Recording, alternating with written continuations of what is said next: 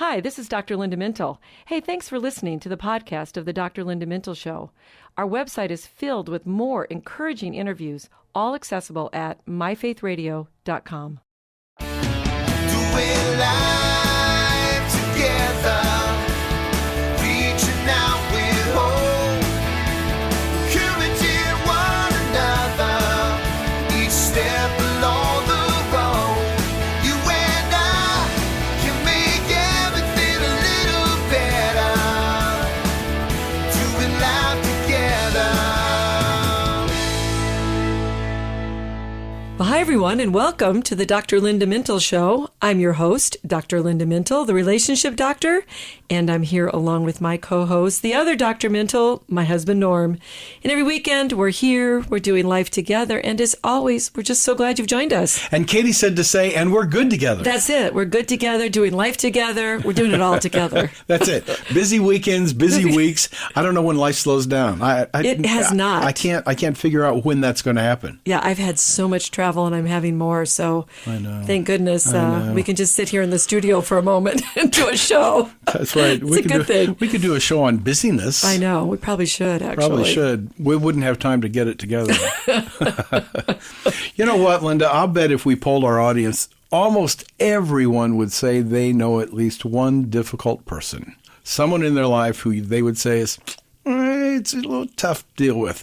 If I'm right, then that makes sense for why we're doing this topic. Right. I agree. Completely agree with you. And if you need a little help, maybe prompting to bring someone to mind, maybe just think of that relative who's always right, or who wants to argue with you, or the boss who criticizes you no matter what you do, or that neighbor that complains about everything. Am I prompting people? I think you are. You have to be, because those are all good examples. Now that you have someone in mind, folks, also consider this. What if you're a difficult person? Yeah, that might be hard to admit, right? But if we're honest, I think we can all be difficult at times, Norm. Sure. All it takes is a few things that are happening in our life to kind of get that difficulty going. And some of us are very much influenced by stress and other things that can make us difficult at times. I think so. Well, can we start with that role stress plays in us being perceived as difficult? We'll start with ourselves first. When stress piles on, even the nicest person can get difficult. You know, that's true, because stress really squeezes us and it brings out our true character. Do you remember that pastor we had in Chicago? I just thought of that when you said squeeze. Did you? Yeah, that's what when you said squeeze, that was the same thing. I remember what he would say? He always said, it's just like a tube of toothpaste. You get out what was put in. Right. So when you squeeze toothpaste, you don't expect to get corn mash. That's right. So when you're squeezed and you have a lot of maybe anger, frustration, negative feelings, those things are going to come out. And when stress is chronic, it can really lead to a pattern of becoming difficult. Sometimes what happens is people lash out, they blame other people, they just get more and more annoyed with everything that's happening. And a lot of times it's related to that stress piling on. So what are we filling ourselves with, right? So that when stress comes, hopefully something better comes out. Do you think people recognize how stressed they really are? I mean, you hear about stress all the time. And then secondly, how stress actually affects our behavior. We talk about it a lot, but I'm not sure we always connect the dots on our behavior and our feelings. You know, I don't think so. I have a really good friend who has a lot going on in her life right now. Her mom is ill. She has a son getting married. There's just a lot of things happening. And I can hear her getting more irritable and being a little bit more difficult. And I've had to stop and point out to her. Sometimes I'm saying, you know, you're getting a little annoyed with me, but I'm thinking about all the things that are going on in your life right now. And she really doesn't recognize that, because she just kind of is like the Energizer Bunny. She just kind of keeps going. But everybody, no matter how good you are and resilient you are, when the stress really piles on, we can become very difficult. We need to be careful not to let that stress be an excuse for us. Does your strategy work? Does that help her become aware and she cools down a little bit? I think so. I just kind of stop the process and say, look, there's so much going on. I do feel like it's impacting the two of us together. Okay. And she's been receptive to that. Okay. Help us identify some clues that we might find to decide if we or someone else is a difficult person? You know, the one that is really a major one is, do I have high and unrealistic expectations for other people? Mm-hmm. And I know we did a show on perfectionism, or we're doing one. I know we're talking about that topic. And I think that even if you're not a perfectionist, I think difficult people are very demanding, and that's one of the reasons they're difficult. That's why they're so difficult. Yeah, because you always have this constant pressure to perform. Are they demanding on themselves as well as others? I think it's more of demanding on other people, but maybe that's because they want it done their way. You know, and that could be another one of those, is you have to control it all. What's another question? What do I get upset when other people don't make me feel good? And I think we see this on social media and give other people so much power over how we feel, or we see people being run by their feelings, and you know, they're dependent on other people to feel good. And when you're with somebody like that constantly, that can be a difficult person to live with, because they're always concerned about what other people are thinking about them. That's the getting a like on Facebook or some kind of positive response on social media. It's another topic we've done, which is people pleasing. You know, so we've done a lot on that too. Another one, Norm, is, do you get irritated over really minor things? I mean, I think this is the opposite of the book, Don't Sweat the Small Things. Difficult people do sweat the small things. They're constantly getting upset over every little thing that happens. And sometimes you just have to let things ride and just go, okay, is it worth really getting this worked up over? Why do we do that? I think, again, because some of us want things to be done the correct way. We have a sense of justice, or we want things to be done in a maybe really in an excellent way. And so we get upset with even small things that go wrong. What happens if we get real emotional? Yeah, that is really difficult. When you're around somebody who cannot regulate their emotions. It's not that you get emotional, but it's what you do with those emotions that can really make a difference. And if you're angry and yelling at people and constantly being... Like lashing out at people? And being demanding that they do things right away, that can be a very difficult person. Then your thinking brain got hijacked, That's to right. use your word. That's right. Amygdala hijack, we call it in the shrink world. Another one is, do I become angry when others let me down? I mean, you are going to be let down in life. And your response to other people, you can't always control that. Nope. So that has to do with something we call the locus of control. And all that means is, instead of always trying to, depend on what other people do, the locus of control is out there. It's external. We have to be able to have some type of internal control. And so the more you can make that control internal and not dependent on the way other people behave, the better it is. Do people get cranky when they're hurting? I think so. I think for men, honestly, I've seen this in therapy, where you don't see as much sadness and tears, but you see irritability. And certainly when we look at kids, when they're frustrated and maybe depressed, they get irritable. Right. Yeah, so they can be difficult as Something a result we of that. carry over into adulthood. Yeah, I think a lot of people do. But you gotta work on that and be aware of that. And then another one here is that you can escalate conflict to the point of being hurtful to people. And who wants to be around that? No. If you're with someone and they're escalating their conflict and you feel like you're being threatened, that certainly is very unsafe, and nobody wants to be around someone like that. Well, I can tell you, I don't like being around critical and judgmental people. Right. And so that's another one. And complaining and negative all the time. So again, we're just giving you some clues to think about, do you do any of these types of behaviors? And maybe that would indicate that you could be difficult, or you're noticing that in someone else. So how'd you do on the list? Take a listen to this again if you need to, and kind of go over it and say... Grade yourself. Yeah, grade yourself. That'd be great. That's what we professors do. Hey. We do. We're both professors, so we're used to grades. Well, now that we know what difficult looks like, what can we do to change or stop being difficult? Okay, I think there's two main areas that you have to work on. Okay. One is you have to learn to tolerate distress. I think if we could get that in the culture at wide, we would really be seeing changes in people. Because, so that's resilience, right? Well, it's just that there is going to be distress in your everyday life. Things are going to happen. Things aren't going to always go your way. And difficult people have trouble tolerating that. And that's why they lash out and they're stressed and they don't know how to handle it. So you have to learn to say, okay, these are bad things that are happening right now. I need to sit with this, tolerate it. And then the second part of that is, and then regulate your emotions. So when your emotions aren't regulated, you're very unpredictable. And that really can be scary to be around, because if you're not sure how that person is going to respond, if they're going to lash out at you, or they're going to be nice, or maybe they're even going to hit you. A lot of people listening to us right now have grown up with that in their household, and they've been with parents who were very unpredictable, and it felt very unsafe. So that is a really difficult thing to live with. So tolerate distress, and as you do, learn how to regulate your emotions. Okay, so tell us about regulating. If you're having trouble regulating emotions, what do you do? So I would suggest that you just do some calming exercises. Something as easy as counting to 10.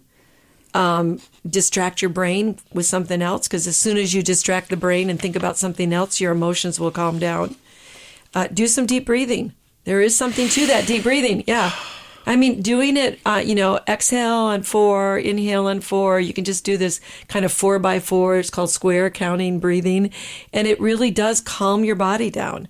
Or you know what, Norm? You can learn to take an adult time out. Oh. When you're difficult and you know that you're escalating things, you can just say, you know what? Things are not going well. I'm going to say things, do things I don't want to do. So why don't we just take a time out? So can we learn to cope better? We can, by listening to other people, making sure that we take responsibility for our own behavior, and talking through problems rather than lashing out or blaming. And then really learning to just be more effective with the way you deal with relationships with all people. Mm-hmm. You know, I personally like to avoid people who are difficult. Can you do that always in life? No, but you probably don't recommend that for us. No. So if there is a difficult person in your life, we're not going to change them, right? No, and you could be related to them, so they're not going anywhere. So you want to make sure that you keep things from escalating. And, we can find difficult people even in the church. Have you thought absolutely. about that? Oh, yes. Okay, so I wrote a book about this, and the first goal on this is, when it comes to conflict, you want to make sure that you want to take care of the relationship first. Good. So you don't want to escalate things with a difficult person, and you want to keep things a little bit calmer, and the way you respond to that is really going to make a difference. Okay, we're going to hang on to that thought, because we're going to take a quick break. And when we return, Dr. Linda is going to give us very important tips on how to handle conflict with a difficult person. We'll be right back. Letting Go of Worry by Dr. Linda Mintle, available on her website at drlindamintle.com and online. And welcome back to the Dr. Linda Mintle Show. Today's topic is one we have probably all experienced at some point in our life. Ready? Dealing with difficult people. But before we get back to the conversation, let me remind you to check out Dr. Linda's website, drlindamintle.com. There you will find her blogs, her books, and you can connect with her on social media. An easy way to know what she's writing about every day is to follow her on Twitter and Instagram at Dr. Linda Mintle, or on Facebook at Dr. Linda Mintle, author and speaker. Now we have to say X. We can't say Twitter. Oh, we can't say X. So follow me on X. So before the break, we mentioned a chapter in your book, We Need to Talk, and that chapter is about how to handle conflict with difficult people. Let's go over some tips that you gave. I want to do that, but during the break, we're in this kind of makeshift studio tonight because we were missing some equipment we needed from the new redone, whatever you call it, podcasting studio. And our technical producer, Katie Sims, was mentioning that when she took a time out from her parents, it wasn't a planned time out. She just walked away from them because that's what she was told in school to do, and they didn't like that very well. Well, they were in a heated argument, and you don't want your kid walking out on you, hey, get back here. So just a note to self that you have to say you're going to do that ahead of time when things go poorly. Yes. And it's temporary. And I think I've told this story before on one of our podcasts, but I had a couple who did that, and they took a time out for like 2 weeks, and they came back and told me, and I said, no, that's supposed to be like an hour, a half an hour, maybe that would be long, but really like 10 minutes just to calm yourself down. Okay. So anyway, let's go back to the tips. Okay. All right. You have a difficult person. Number one, Norm, you don't want to say to the person, you are so difficult. Oh, come on, that's honest. No, that doesn't work. It's tempting to say it, but it's only going to escalate the problem. So know they're difficult, but just listen and try to lower their defenses by you being very calm and trying to be empathetic. What about arguing? Well, it's tempting again, because when they're difficult, you want to prove that you're right, right? So you can really and get in. they're wrong. Right. But guess what? That's only going to escalate with the difficult person, and it's going to really make matters worse because you don't win. Right. And part of that is when we're talking about really difficult people, you do have to assess your safety. So if the other person is starting to get so out of control and it looks like, their face is all red and they're starting to get threatening in their posture. And they probably have a history of this. Yes, and maybe if they have a history of hitting or smacking something or hitting a wall, just drop the issue there and do take a time out and leave the situation for a moment. Just say, hey, we're getting out of control here. Notice I'm saying we, not just saying you. That's a big difference with a difficult person to say, we're getting out of control. Let's just take a break, both of us, and then we'll come back when we both have a moment to calm down. What if the other person tries to change the topic or the subject because they're so uncomfortable or they know they're getting out of control? I think that's what makes some people difficult. They just keep switching the topic and they don't ever answer the question. So when they do that, just continue to go back, almost like a broken record. Just go, well, the issue we're talking about was... But isn't that going to make them worse? No, you just have to do it calmly. Just stand and they can say all these different things. Well, you did this and your mother and, the pastor said, and all these different things can come out. But if you go, well, I'm really talking about the way we talk to each other, and just take it back to whatever the issue is. Choosing your battles, is that a good tip? Don't you think it always is? Sure. If we dealt with every little thing we didn't like, we would be spending a lot of time in negativity.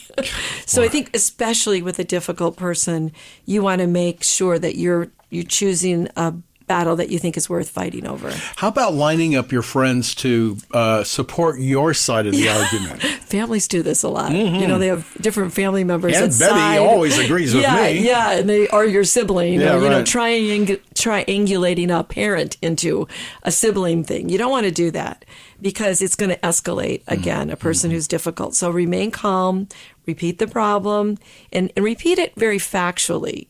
Like, don't say, I feel, say, I noticed that you get irritated with me because of the way your tone of voice or whatever it is you need to tell them. I know this is challenging to be dealing with difficult people, but what's the most important thing? If you gave us one thing, what's the most important thing? I mean, I think the words of Jesus, and I don't mean to be trite with this, but when he said to love your neighbor, I mean, that means the neighbor who throws his trash on your driveway or the passive-aggressive worker who goes behind your back or the church person who gossips about you. I mean, it's hard to love the unlovely. But that's why Jesus also said love your enemies, right? Because it's easy. What he says is it's easy to actually love people who are lovable. Right. And Matthew tells us that we're supposed to love our enemies and pray for those people who mistreat us or persecute us. That's a tall order. Yeah, and I think that one applies to difficult people. Wouldn't you agree? Oh, of course. They may not actually be an enemy to you, but someone maybe you don't like or you don't want to be around, or someone who's just plain making your life unpleasant. The key is to really love that person with the love of God. So help us a little bit. I'd appreciate that. Okay. Well, let's think of someone we don't like who is difficult. Got it? Everybody got somebody. Well, that was fast. You got that. You got that immediately. Yeah, well, we've been talking about it for a while here. I know. Okay, so now let's think about the person, and then when they struggle or they need your help, you can do what the Bible says, and you can heap hot coals on their head. Okay, obviously not literal coals. That would be revenge. Yes. That's probably what they do in the movies. I think Jesus was talking about not giving back what people deserve, but instead stepping in to help them and by surprising them by how nice you're treating them. And I actually have done this a few times, and I really believe that God helped me see the need and then gave me compassion in that moment, Norm, because there was nothing about that person I really liked, but I had this moment, and I really truly believe it was the Holy Spirit in me, and it did calm things, and it calmed me down, and I walked out of those interactions, and I went, wow, who was that person? Yeah, that was the Holy Spirit had inspired. To be God, right. That's exactly right. Okay, here's one you and I have learned for many years, and it took us a while. Don't offer advice that's unsolicited. If it's not asked for, probably not going to be well received. I think that I wish I would have learned that one maybe a few years ago. I really do, because there's a tendency to want to correct or tell difficult people how not to be difficult. But that doesn't go over well, and it could escalate things. You would just do a better job listening. And how about forgiving? That's huge, too, because difficult people will give you many reasons to have to forgive them. They create a lot of hurt, and, you have to be willing to forgive over and over, because that's what Scripture tells us to do. But when you do it, I will say it's powerful, because not only because it follows the model of Christ, but there's something very freeing in yourself when you forgive. You don't hang on to things that then become some type of root of bitterness or resentment. Right. Well, God made our emotions, and he knew what it was going to take for us to get through some of these things. So forgiveness works, I'm sure. What else? Well, don't gloat if they get criticized or join in with others and pile on how difficult they are. I mean, we can all think of somebody, and when they get in trouble, we can go, yes, they finally got in trouble, and they deserve it because they're so difficult. Again, you have to resist that type of temptation. Yeah, right? It's a temptation just to be very negative, and I'm guilty of that. Even if I don't say it out loud, sometimes I think, yeah, or good, Yeah. It's easy to take pleasure when a difficult person gets in trouble or is actually taken to task. So be careful with this one. We don't know what is going on with someone's life. They may be stressed to the max. They may be going through some terrible time. And we don't really want to gloat in someone's misery. That makes sense. I'm thinking back to when Saul became Paul. He changed from a terrorist, really, who was persecuting and killing Christians, to someone who taught Christians and led them and protected them. There is a good reason to pray. People can change. And Paul is a great example of praying for those who persecute us. Yeah, that is a really good example. And Norm, we were once enemies of God. But then God so loved us, right? The Scripture says he gave his only son so that we could be saved. So we're supposed to model that kind of love to each other.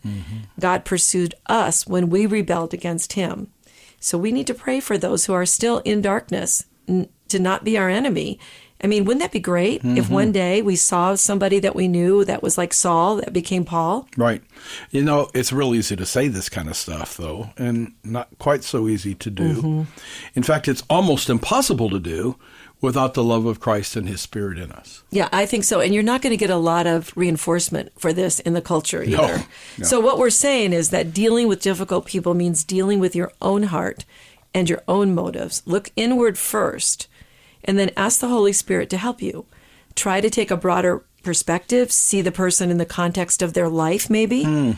Did they have a difficult childhood? Did they have wounding? Did they have hurt? Most of the time that's the case, Norm. They might have had loss, trauma. In other words, try to know who they are and what made them difficult. Because they don't start life being difficult. Right. They grow that way. So love on them with the love of Christ. That's good. But you're not saying to let them hurt you and abuse you. Rather, I think what I hear you say is pray for them, love them as well as you can as a person made in God's image whose God values, and we should too. And they've probably gone through a lot. Probably. And even if they're difficult, be respectful, don't engage negatively, be kind, be firm, have boundaries, but be loving. Walk away if you need to compose yourself and not say something you might later regret, or if you feel the situation is unsafe, then it's perfectly fine to walk away. And here's another good idea. Maybe just agree to disagree. And maybe consider this too. You're not the person they're really angry with, but you're getting the brunt of their anger, right? In those cases, I think that you would say depersonalize that difficult situation. Yeah, because they're doing what we call displacement in the therapy world. They're displacing their anger on you because you're a safe target when they're actually probably angry with somebody else. Well, here's the bottom line. We're going to end with something that may be a little unusual. We're going to end with a serenity prayer. And I'm going to add a little bit at the end. So, God, grant me the serenity to accept the things I cannot change. That could be the difficult person. Courage to change the things I can, maybe looking inwardly in our own heart, and the wisdom to know the difference. And let's add, Norm, and fill me with your love so that I may love others the way you do. You had so many difficult people in your life, Jesus, yet you saved them all in their brokenness and their hurt. You had compassion on them, and you didn't return anger or disrespect. Help us to have that same compassion and be more like you. Well, that's all the time we have today. Many thanks to our producer and my co-host, Norm Mintle, who makes the show a conversation, and our technical producer, Katie Sims. From all of us here at Faith Radio, hey, we'll talk to you again next weekend. In the meantime, remember, we're doing life together, and it's better when you don't have to do it alone. Doing life together.